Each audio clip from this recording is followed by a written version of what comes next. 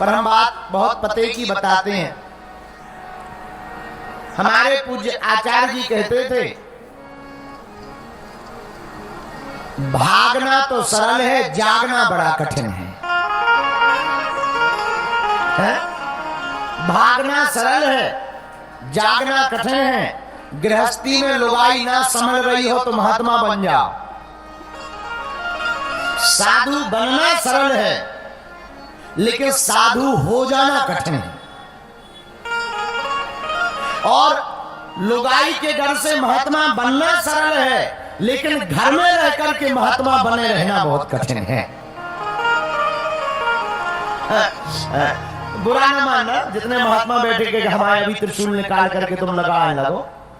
वैसे त्रिशूल से याद आई, आज जो है हमको बजरंग दल द्वारा उनका जो अभियान चलता है उसका हमको भी त्रिशूल प्राप्त हुआ है। एक बार जोरदार तालियां बजरंग दल के लिए बजाओ।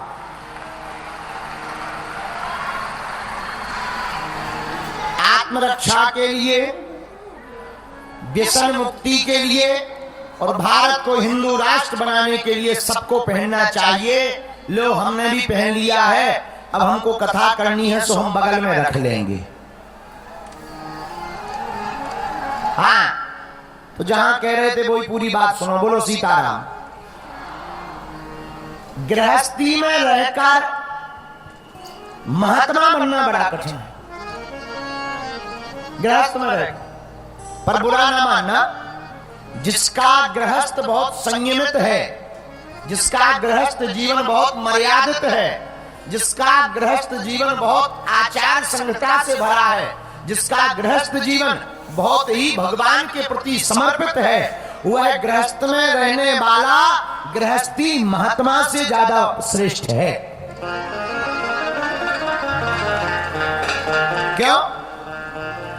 संसार के उलझनों से बचकर महात्मा बनना बहुत सरल है, लेकिन घर में महात्मा बनना बहुत कठिन है।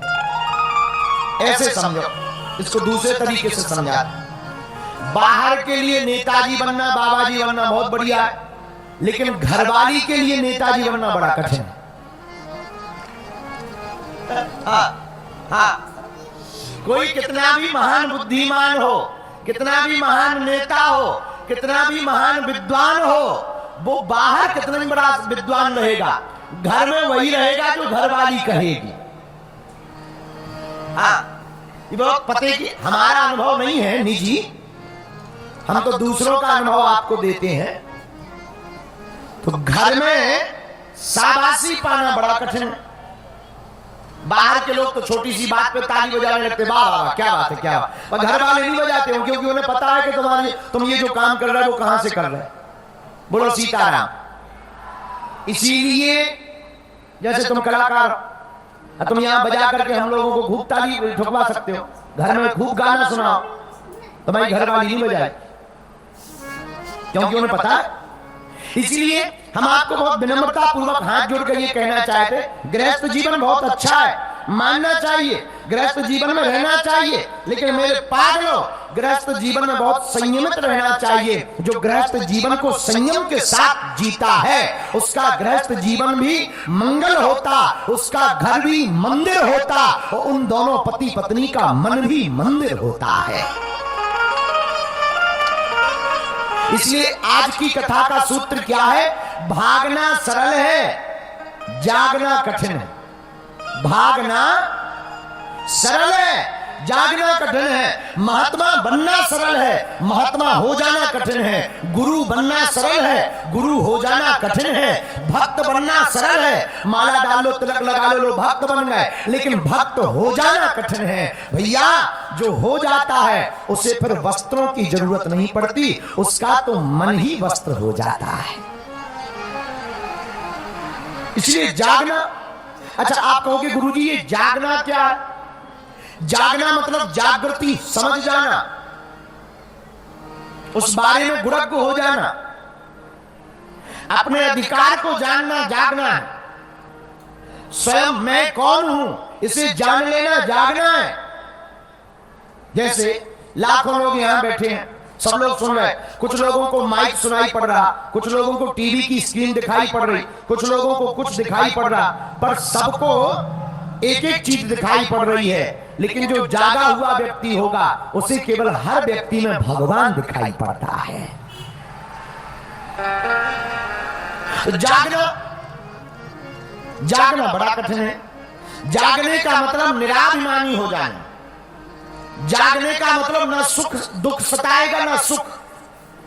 दुख तुम्हें परेशान नहीं करता, सुख आने पर प्रसन्नता नहीं। जो जाग जाता है उसे दुख परेशान नहीं करते हैं और सुख में वो फूला नहीं समाता है, हमेशा एक जैसा रहता है। विचार करना, जो बहुत बुद्धिमान आदमी होता है वो बहुत बड़ी बात पर भी ज्यादा जोर से ठहाका नहीं लगाता है, बहुत जोर से वो हंसता नहीं है, बहुत बड़ी बात को भी वो तुरंत ललक करके नहीं बोलता है। जो कम बुद्धिमान होता है वो तुरंत लपक करके बोलता है। भैया, जागा हुआ व्यक्ति पहले सोचता है, समझता है, जानता है, देखता है, बाद में समर्पण करता है। आहा, संत श्री एकनाथ जी महाराज, महाराष्ट्र के महात्मा संत श्री एकनाथ जी महाराज गंगा स्नान करने गए। स्नान करके वापस आए। एक नीच प्रवृत्ति के व्यक्ति ने मुंह में पानी भरकर उनके ऊपर कुल्ला कर दिया। छींटा पड़ गए।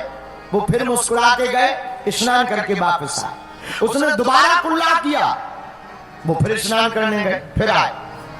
108 बार उसने उनको अपवित्र किया और वो बार बार गंगा स्नान करके वापस आए।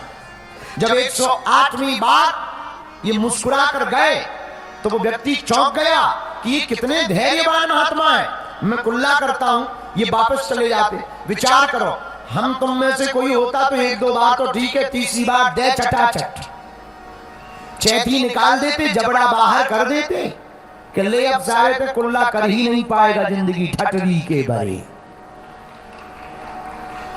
108 बार गंगा स्नान करके वापस आए और जब वापस आए तो वो व्यक्ति कहता है, महाराज आपको गुस्सा नहीं आई, हमें क्षमा कर दो, हमसे भूल हो गई। महात्मा एकनाथ कहते, भैया इसमें तुम्हारी भूल नहीं, तुम्हारी हम पे बड़ी कृपा है कि तुम हमको 108 बार कुल्ला करते रहे तो 108 बार गंगा स्नान करने का सौभाग्य प्राप्त हो गया। ये जागे हुए आदमी के लक्षण है। जो जाग जाता है वो समझ जाता है, वो दुख को भी सुख बना लेता, अपमान को भी सम्मान बना लेता है, वो अपयश को भी यश बना लेता, अपयश को भी वो यश बना लेता। कोई गाली दे तो वो कहता, भाई महाराज आपको ये गाली दे रहे हैं, और जागा हुआ व्यक्ति गाली सुनकर के नाराज। अब जैसे तुम बैठे, अबे हम तुमको इतनी इतने में ही तुम्हारी जमीन खिसक जाएगी, श्रद्धा तुम्हारी रोड पे फीकी फीकी फिरेगी। हो गए बागेश्वर महाराज, होंगे हनुमान जी के भक्त, ठटरी बनाए अपनी। 2 मिनट में ही तुम फूट करके कलींदरी बन जाओगे, तरबूज बन जाओगे 2 मिनट।